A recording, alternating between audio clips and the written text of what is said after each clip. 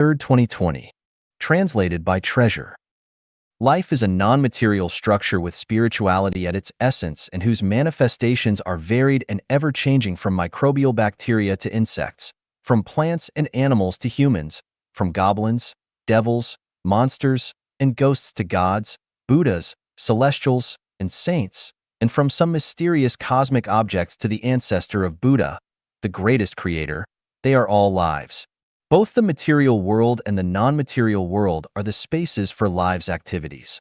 Lives exist in fire, the frozen world, stone, and in the deep blue sea. Some lives are tangible. Lots of them are invisible.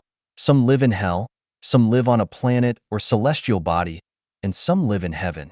Lives can be defined as being born from eggs, wombs, changes of humidity, or by transformation or separation. But in the final analysis, they have all been created. All of their ancestors were created, their programs were set, and all of their offspring were born according to their programs. Those born from eggs and wombs can reproduce naturally as long as their environments, especially temperature and humidity, are appropriate. Those born from humidity or transformation will come out automatically in large numbers, such as plants and parasitic lice on human bodies. But when the environments change, they go extinct quickly. Lives are hierarchical, including low-level, intermediate-level, and high-level ones. The lower its level is, the greater its quantity is. The higher its level is, the less its quantity is. Some are tangible, some are invisible. The greater its energy level is, the less visible it is. The smaller its energy is, the more tangible it is. Tangible lives are uneasy to change, but intangible ones are able to change at will. Tangible lives consist of physical bodies and spiritual entities. Their physical bodies carry their spiritual entities, while the latter master the former. Just as with running cars, the cars are as bodies and the people driving them are their spiritual entities. Lives born from eggs and wombs never die because their so-called deaths only kill their physical carriers, but their spiritual entities always leave their bodies to move on to their next journeys, such as in humans. Human deaths only mean that human bodies have fulfilled their missions and have returned to dust. Their real lives will either ascend to heaven, return to the mortal world, reincarnate as animals or livestock, or fall into hell. Lives born from humidity or transformations will perish thoroughly once they die. Humans represent intermediate lives of all lives, which are tangible lives. Some life forms are superior to humans, such as the ancestor of Buddha, the greatest creator, such as gods, Buddhas, celestials, devils, goblins, spirits. Of course, there are many lives lower than humans, such as wild and domestic animals, plants, microbes, and so on. Life forms can change, but whether they do so or not depend on their non-material structures. As their structures change, their forms change. If their structures remain unchanged, then so do their forms.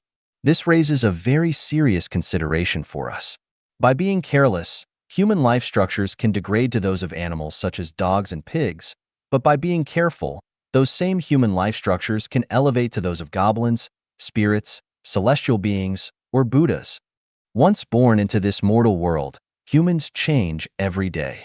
How one changes depends on their consciousness, and what one eventually changes into depends on the state of their immediate, pre-death consciousness. If one possesses a celestial's consciousness at that moment, then they will go to the fairyland world. A human consciousness, they will return to the human world. In an animal's consciousness, they will fall to the animal world. Human lives are not easy to attain, and their survival is hard. We need to rank the study and exploration of life's mysteries as our highest priority. Those who regard money, power, status, reputation, and beauty as their highest priorities cannot unseal their spiritual perception and will remain ignorant and confused forever. It is only by unsealing one's spiritual perception that they can understand the mysteries of life, and only by understanding those mysteries can one transcend to a higher life space. There are 8 mysteries on life, and those whose spiritual perceptions have been unsealed need to explore and seek. Note: definition of life and life. Life is a non-material structure with spiritual sense. Life is 1 plus 1 1.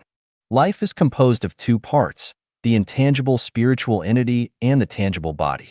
The intangible spiritual entity mainly refers to the thought, consciousness, spirit, and soul, and etc. The tangible body mainly refers to the full flesh body where the soul is attached. Life. Life is just a journey of life in this world. The traveler is issued a single entry visa with the traveling dates specified. The origin of life. Xiefeng, August 16, 2005. Translated by Transin. Definition of life. Before we can discuss the origin of life, we must understand first what it is, or we will not be able to explore its origin. Today, although the scientists who are discussing life may not be as plentiful as the hairs on an ox, at least their number is very large. When we enter words such as life, life study, origin of life, and life exploration into any search engine, we will find a wide field of life exploration articles from which we can gain an idea of the various research theories and achievements discussed by life scientists. Unfortunately, all life scientists just make fusses over their interpretations of it because none of them understand its real essence. Only Christopher Langton, an artificial life theorist at the United States Los Alamos National Laboratory, in his publication, Artificial Life, initiated some introductory wisdom about the life exploration area. Some of his opinions broke through the limitations of traditional thinking patterns and took a small step toward understanding the cognition of life. For example, the essence of life lies not in its substance, but in its form. Then what on earth is life? Life is a non-material structure with spirituality. All substances are not life, but they can be carriers of life. As with a person's watch, car, house, and clothes, none of these are part of the person, but appendages and adornments of their life, and we cannot learn about them by simply relying on their appendages and adornments, nor can we know them by their age, appearance, height, weight, or other characteristics because all of these just show the material structure of their life carrier. It is very hard to understand non-material structures because they depend on our spiritual perceptions completely. They require extraordinarily sensitive spiritual perception to be seen. If one's spiritual perception is dull, it would be imperceptible in any way, but this does not mean that there is no way to understand it. I will give an example and hope it will inspire you to draw an analogy. As I send a fax from Harare, Zimbabwe, to my friend in Washington, D.C., his fax machine receives it almost immediately. The contents that he receives are nearly identical to what I had sent. My handwriting, the shape of the characters, and the line spacing are unaltered by his fax machine. However, the original copy is still with me and I can toss it into a waste paper basket as rubbish because it has accomplished its mission and has conveyed its message, soul, to my friend in America. Let us analyze what has happened. The origin copy never left my room, but my friend received the fax instantly, and only the paper and ink, the carrier of the information, has changed. How do you explain this? The fax machine used the photoelectric principle to transfer the information into audio signals and sent them through an electric cable to a communications central office which transmitted them to a satellite uplink transmitter. A satellite received and retransmitted them. Then the information was received by a satellite downlink receiver, sent to another central office, and finally sent it through another electric cable to my friend's fax machine which restored the information from audio signals into words and images. In this way, the soul of my original copy was sent to my friend. Here, we mainly focused on the audio signals, which are a kind of materials rather than non-material. However, they have their own characteristic structures which differ from other audio signals, such as their frequency, wavelength. If the structure has consciousness, then it will be a non-material one. When microscopic particle tends to be infinitesimal, it will not exist or move in the form of particles, and it will become a string, or even a superstring. Superstring is a non-material structure. In this sense, the essence of life lies in non-material structures rather than the carriers of life material. The essence of life is formless. Who can tell the form, color, or weight of life? When referring to humans, dogs, vegetation, insects, and bacteria as life, we are literally talking about the expressions of their life forms rather than their essences of life. The forms of life are exceedingly strange and various, but the essence of life is unitary. Life has spirituality. Life cannot exist without it. Living people can walk, talk, breathe, eat, drink, and blink their eyes, but only until they die and their bodies lose their spirituality. Can we call a cadaver with no spirituality a human? Of course not. Thus, Flesh is life when it has spirituality, but it is just a cadaver after it loses it. A stone can be called a life when it has spirituality, but it is only an aggregate of material elements after it loses it. A tree can be called a life when it has spirituality, but it is only a piece of wood after it loses it. A car can be called a life when it has spirituality, but it is only a heap of waste iron after it loses it. A statue can be called a life when it has spirituality, but it is only a heap of dried mud, plaster, or metal after it loses it. Any material object might be a life, or may only be an aggregate of material elements, depending on whether it has spirituality at the particular temporal time and space. Life is a non-material structure rather than a material one. Every material has a structure, even if it is only a molecule, an atom, a particle, or a string. As long as it is material, it will have a structure or particulate sequence. However, the structure of a material does not imply that it has life. A cup may have a structure, but it is not a life unless it has spirituality. What are non-material structures? I ranked the non-material briefly when I talked about the negative universe in describing the universe. They include time, space, thinking, consciousness, mind, spirit, beliefs, order, spell, dharma, and soul. These are all non-material. Do non-material entities have structures? Yes, they do. Spells used in witchcraft are structures. Prayers in Christianity and Islam are structures. Lections read by Buddhists from their hearts and mouths have structures. Everybody's thinking are structures. The order of the universe, the law of physical movements, and progressive developments through time are structures too. All non-material forms have their own given structures, but this does not mean that all non-materials are lives. Only when the non-material structure has spirituality is it a life. Is a vegetative person a life or not? No, they are not a life until the non-material structure with spirituality returns to their flesh. Is a person who is sleeping and dreaming a life or not? No, they are not a life until their consciousness returns to their flesh.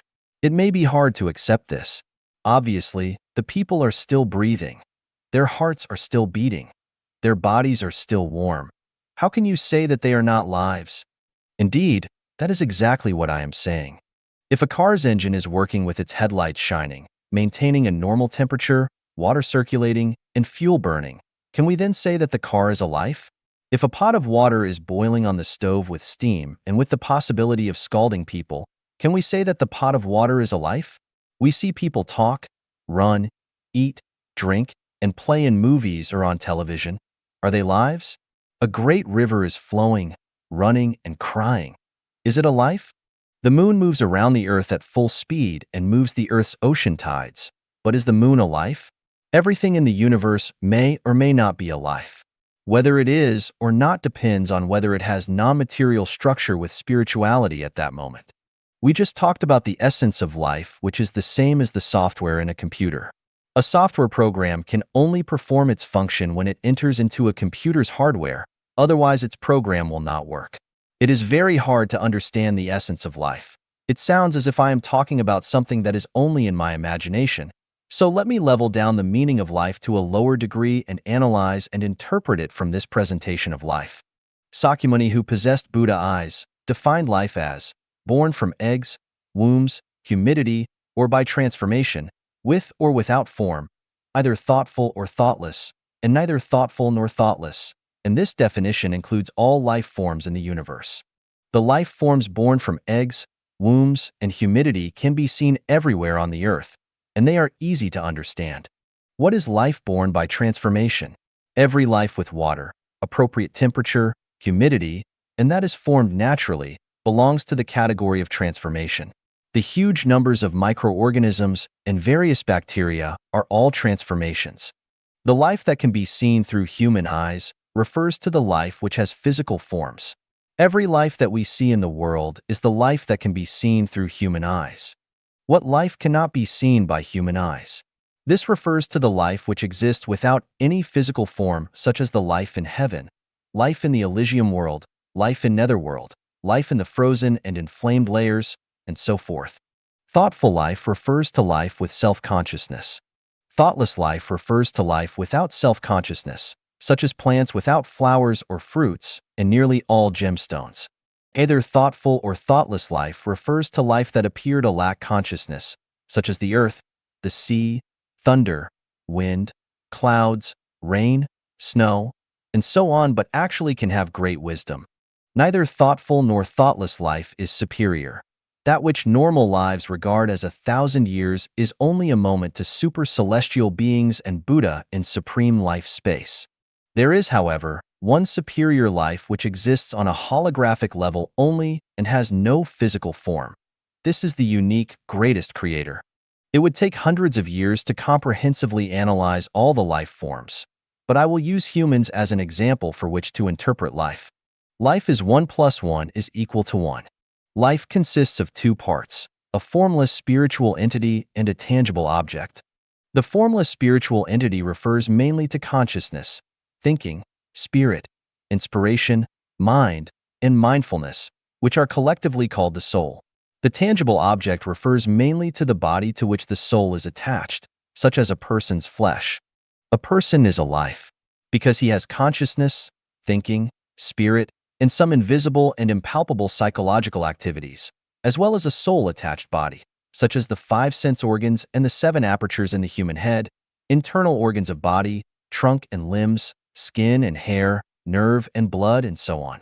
If a person is insensitive to burning when they put their hand into boiling water, to the pain of a thorn sticking into their skin, to the coldness of an icehouse, to the flavors of food, to starvation when they have not eaten for too long, to danger, to love and hate, to changing surroundings, or to anxiety and fear, then they are without a soul.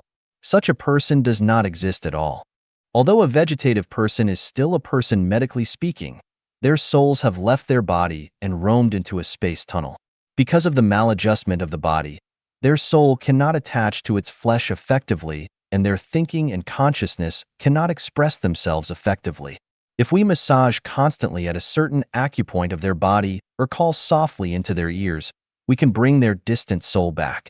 As the body changes and revives, the unconscious person becomes a normal person with life once again. Once a soul has left its body, that body will lose its vitality of life. As long as a soul stays within a body, that body will never die.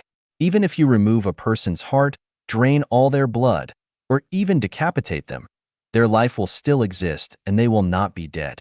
In the mythic novel, The Legend and the Hero, Prime Minister Bai Gan's heart was removed by Deji. He did not die right away because his consciousness, thinking, and psychosocial activity were still there. That is to say, his soul was still attached to his body so he could still walk and talk, but he breathed out his life immediately when he heard Deji, who disguised herself as a person selling vegetables, say, "Vegetables without hearts can live, but humans without hearts must die." Why? Because Deji's words sealed off his thinking and compelled his soul to leave his body. When the soul left the body, he was dead. An experiment was once conducted on a prisoner who was condemned to death. A guard explained, "You have been sentenced to be executed immediately. You are to bleed to death, and we expect you to cooperate." They tied him onto a bed with his eyes covered and leaving one arm hanging over the side above an empty bucket beneath it. Then, they pretended to cut his wrist with the dull side of a knife, meanwhile dripping water into the bucket beside the bed. The sound of dripping kept pounding in the prisoner's ears. Over tens of minutes, the continuous dripping noise waned gradually, leaving only the ambient room noise in the air. Then the sound of the dripping disappeared completely. With the disappearance of the dripping sound, he was found to be dead. What made the prisoner die? His wrist was not cut and none of his blood had been shed. What caused this death was conventional thinking. I was sentenced to death. My blood all left me. No one can live without blood. Ergo, I must be dead. As a result, death followed very soon. During China's SARS outbreak, the Sohu News Agency reported this story. In order to find out the source of the SARS virus, government agents went to Guangdong to investigate some restaurants and attached a tracking device to one of the animal traders. One time, this animal trader bought lots of snakes from a market to sell to a restaurant. Because they were very familiar with each other, and the animal trader had nothing to do after his transaction was finished, he decided to help the cook to cut the snakes. As he was cleaning himself at the end, one of his fingers was caught by a snake's head. Although his life was not in danger after prompt medical attention, his finger that was bitten by the snake's head became disabled. We are not going to discuss the source of the SARS virus or the finger of the traitor, but our concern is how the dead snake could take revenge and bite the finger of the traitor after it had been dead for many hours. It could still take revenge after its body had stopped functioning because its consciousness and psychological activity still existed within its body. It had not died. This case proves that as long as a soul does not leave its body, even if its body is cut into pieces, its life will still be there. Buddhists consecrate tooth relic of the Buddha. People visiting ancestral graves like to burn incense, kowtow, which are regarded as performing conventional activities to express admiration and grief. Wise people understand that tooth relics of the Buddha are actually the whole body of the Buddha. As with a dressing room mirror that is broken into many pieces, you can still find your reflection in any of them. They burn incense and kowtow to their ancestors because they are afraid that their ancestors' souls might still be attached to their bodies, and that if they stop respecting them, then they will feel guilty from bad consciences and will also be afraid of the spells that their ancestors might cast upon them, the ill retribution from them. A mystery of the Egyptian pyramids is that all those who have been involved with the ancient rulers' tombs, regardless of their methods or motives, as long as they dug the tomb of a pharaoh or disturbed the peace of one, would be punished, usually by sudden death. More than 40 archaeologists had died successively. The curator of the Cairo Museum died suddenly after being involved with an Egyptian burial mound and a mummy. Kammerer achieved success by exploring Tutankhamun's tomb and then died of a rare but serious disease. Archaeologist Emery had examined ancient tombs until he became totally paralyzed and died suddenly. Professor Dormethrin entered the tomb to copy the inscriptions and also met a tragic death. Why did these things happen? Because the pharaoh's souls never left their bodies. Pharaohs believed that they would be brought back to life at the proper time. So they went nowhere and waited and guarded, day and night. If people dared to disturb them at any time, they would punish them. Once encountering a tomb whose soul has not left its body, most tomb robbers will suffer serious illness and die suddenly, while the rest might lose their families at least. Let us view some scenes in many movie stories. At the life and death fighting moment, although some people were killed obviously, they could struggle to fight at a crucial moment and killed their opponents and then died at the same moments. Why? The reason is the same as with the snake's head bite. Cancer, leukocythemia, AIDS, SARS, and other diseases kill people's thinking and consciousnesses first and then kill their bodies. People know that their likelihood of surviving from any of these incurable diseases is very slim once they contract them, so their consciousnesses collapse first. The collapse of their defense line will inevitably lead to overall weakness and a maladjustment of the body, which in turn further strengthens their acceptance of death, and only it awaits them in the end. Some wealthy people like to be examined regularly. They believe that if they diagnose a disease in its early stage while it is still curable, then they will be more able to survive it, but they do not appreciate the danger of this. If their examination report shows a healthy body, then everything is okay. Unfortunately, however, should an incurable disease be discovered, they could be digging their own grave. In fact, people's bodies have self-defenses with disease-fighting functions. Many diseases just come and go. They occur silently and disappear equally silently. Those who simply ignore them often go on with their lives without even knowing about them. But once they are discovered and taken seriously, they tangle their victims relentlessly till the end. There was a case at a Chinese hospital where two patients' examination reports were exchanged accidentally. Sadly, the one who was not too sick snuck into his doctor's office where the case reports were stored and found the wrong case report with his name on it. At the sight of his report, he felt dizzy and chilled instantly, struggled back to his ward, and totally collapsed because his examination report said terminal cancer. Meanwhile, the sister of the patient who actually did suffer from terminal cancer also snuck into the office to check her brother's condition. She was wild with joy when she saw that her brother's report said normal. She took it out happily and brought it to her brother. As soon as he read it, he could suddenly sit up and exclaimed, "These doctors are jerks. They only want my money. Let's go home." He held his sister's hand and left the hospital cheerfully like a healthy man without even checking out. The importance of consciousness, thinking, and psychological activities. Souls are fundamental.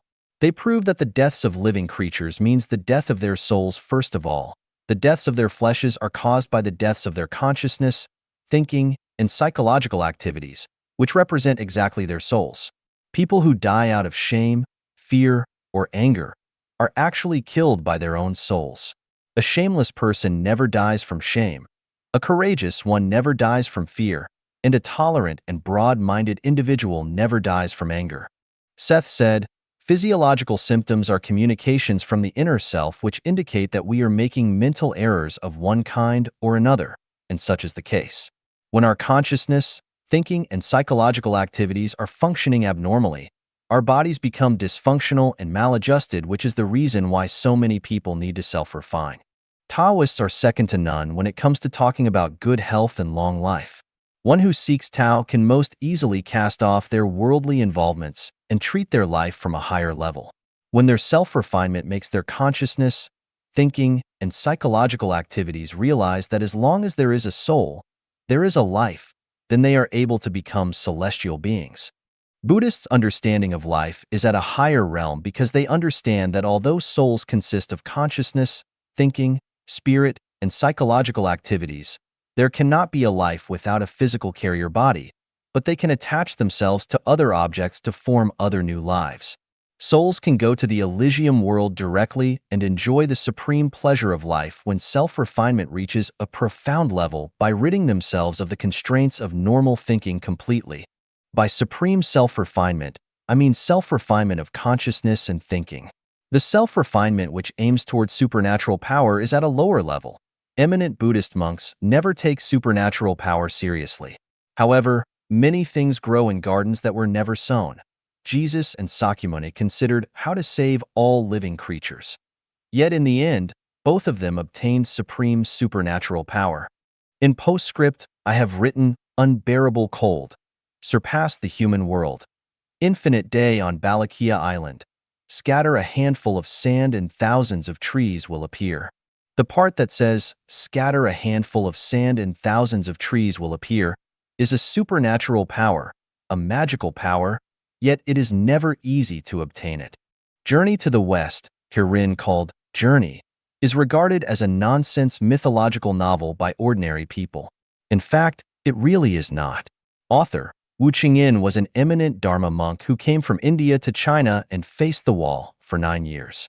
In order to help people to understand Buddhist theory and Buddhist scriptures, and to relieve their souls from suffering, he promoted Dharma in the form of accessible stories by writing fictional accounts based upon profound Buddhist theory. Ordinary people may regard Journey as mythological, but with Dharma eyes, it becomes very real. I used Journey as an example of how, when you refine yourself to higher levels, you will understand the many meanings of life and the enormous functions of the mind to life. The whole story of Journey was to enlighten its readers, connoisseurs no knowledge, lay people like jollification. Sakya picked a flower and Kassapa smiled. Only by reaching a level of telepathy can you resonate with each other spiritually and smile. The Monkey King in Journey traveled thousands of miles to pursue Tao. In the end, he arrived at Crescent Moon and Three Stars Cave in Jambudvipa, the Celestial Islands continent, sought Bodhi Patriarch as his master, and finally received the secret of longevity, learned the supernatural power of 72 different forms, and of mounting the clouds and riding the mist. The whole process is enlightenment to humans. It teaches us that if we want to sublimate the meaning of life, then we must cast off all our worldly ties.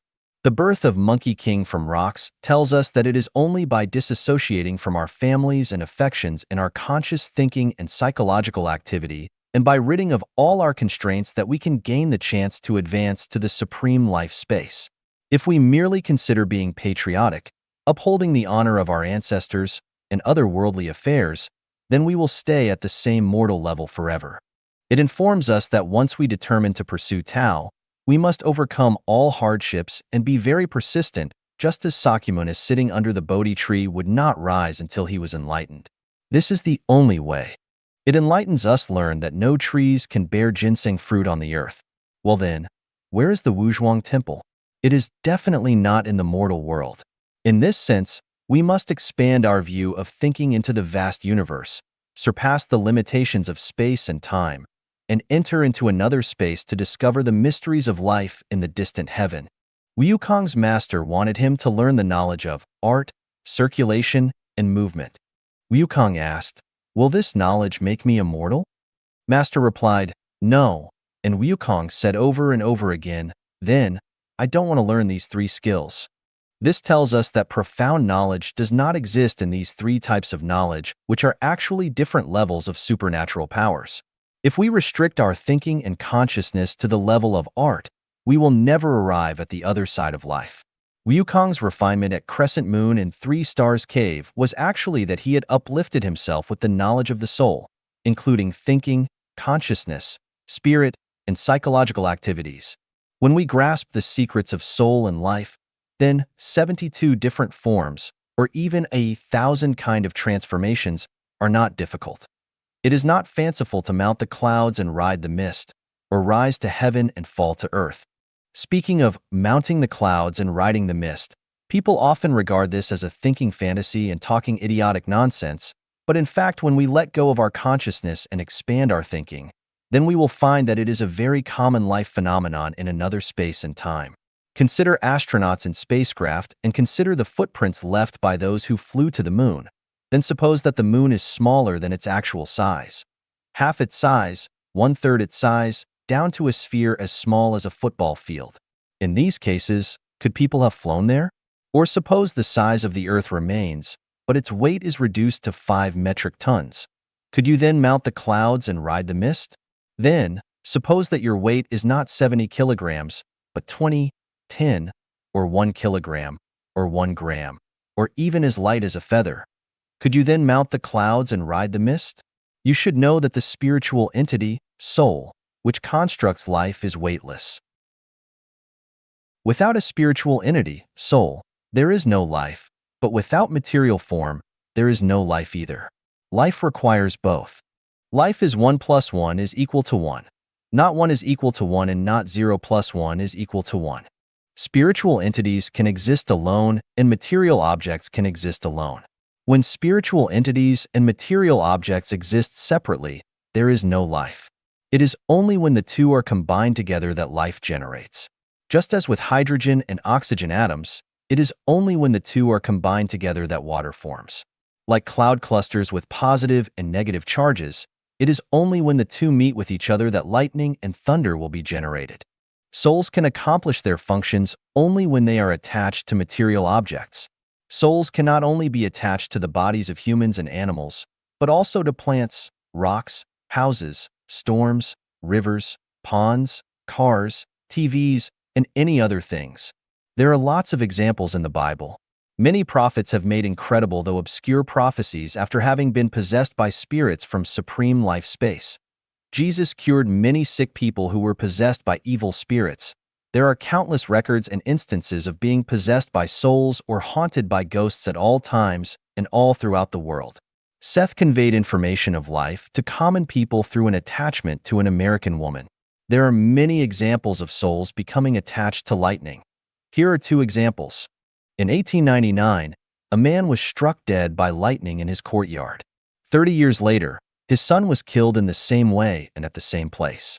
On October 8, 1949, his grandson was struck dead by lightning in the same courtyard. 3 generations were struck dead by lightning in the same place. These phenomena are clearly a spirit's revenge through the use of lightning. In 1918, a Canadian major, St. Mary May Ford, was struck by lightning. The same thing happened to him in 1924 and he became partially paralyzed, and again in 1930 and he became fully paralyzed. He died 2 years later, but his tomb was struck into pieces by lightning in June 1934. An article compiled by Xiaoya is a perfect example of a soul attached to a car. The car was of a German make with 6 seats and it embodied excellent performance, luxury, and style, yet it earned the nickname of a killing monster because during its years on the road, it killed 18 people, injured 7 others, and also led to the outbreak of the Great World War. The first incident occurred on June 28, 1914, when the Crown Prince of Austria and his princess were assassinated while inside of it. This became the spark that ignited the Great World War. The second time, it killed a queen and her friends riding in it. The third time, it killed Austria's 5th Division general commander. The fourth time was the advisor to the general captain who not only smashed his head into the front, but also killed 2 farmers walking on the road. The fifth time was after the Great World War broke and another county's head of state inherited this car. He had 4 traffic accidents within 4 months, his backbone was broken, and he was permanently handicapped. The car was later owned or ridden by Dr. Kusakith, then a jeweler, a Swiss car racer, a farmer and his workers, as well as Tabor as a taxi, and his 6 friends, respectively. None of them escaped from this car's horrible karma. Finally, it was blasted into pieces by an Allied bomber during the Second World War and completely disappeared from the world without a single piece ever being recovered. Were these accidents or coincidences? I infer that the artisan who made this car was ill-treated and his soul had become attached to it, so that he was able to foster a series of tragedies after his death to comfort his injured soul. We know that some wooden houses can make creaky sounds late at night. The reasons are not from thermal contraction or from wood breaking, but rather because the carpenters building them had been ill-treated and deprived of their due compensations. For this reason, they are angry and their souls often visit the houses to show their indignation after their deaths. Whenever there is unevenness, there will be sounds and shocks. All uprisings, rebellions, disasters, assassinations, and revolts throughout human history, even earthquakes, fires, and floods, are the results of indignated souls. There are plenty of cases of souls that have been attached to cars, boats, buildings, trees, flowers, and even grass. These are not difficult to find in historical records. In short, life is 1 + 1 is equal to 1. Flesh without a spiritual entity is a corpse, and we cannot regard a corpse as a life. In the same way, a spiritual entity without flesh is a soul, and neither can we regard this invisible wave as life. Knowing what life is, we shall now discuss its origin. We have learned about the origin of the highest life in the universe, the greatest creator in time, space, and the universe. We have learned the origin of supreme space life and the origin of human beings from humanity and human life. Now let us consider the origin of tangible life on Earth. There are many ideas about the origins of life on Earth. Some are that it originated from lipid molecules, from RNA, from the proto-ocean, from Venus, from deep-sea vents, from volcanoes on the Earth, from outer space, that comets with water hit the Earth which began it, and still others say from Earth slides or lightning, or from any of numerous other suggestions. Most of these explanations listed above are reasonable because metaplastic lives, microorganisms, and fungi are generated from the land, oceans, deep-sea vents, and volcanic zones, and not only in these special areas above, but also from soil air, the dead bodies of plants and animals, rivers, ponds, and rubbish heaps. Trillions of them form and die daily, regardless of what the weather conditions are, and as long as the environmental conditions keep changing, new species will be generated. It can be said that the growth of populations, pollution of the environment, aggravation of the greenhouse effect, and the expansion of the hole in the ozonosphere will generate the new species, even in new bacteria expanding in large scales. Vast amounts of new bacteria may stop the ecology from worsening further, or they may lead to great disasters and plagues for humanity, perhaps much worse than even Europe's Black Death in the late Middle Ages. Unlike the SARS transmitting among humans, it may contaminate millions of people simultaneously. Besides metaplastic life, hygroculous life can randomly generate from within the earth. As long as there is water, the molecular structure of soil will change and generate new life. Moss, lichen, and grasses are generated thusly. Let us focus on animals, insects, trees, and flowers, and see what the origins of these life forms are. Before we continue, please reread The Greatest Creator of Life Genuine. It will be very difficult to understand the origin of life if you do not read this book first, for it is only when we recognize the greatest creator's position properly as the highest life in the universe that will we be able to clearly understand the origin of life. The universe did not start with a Big Bang. Today's galaxies and star systems are different from those of antiquity.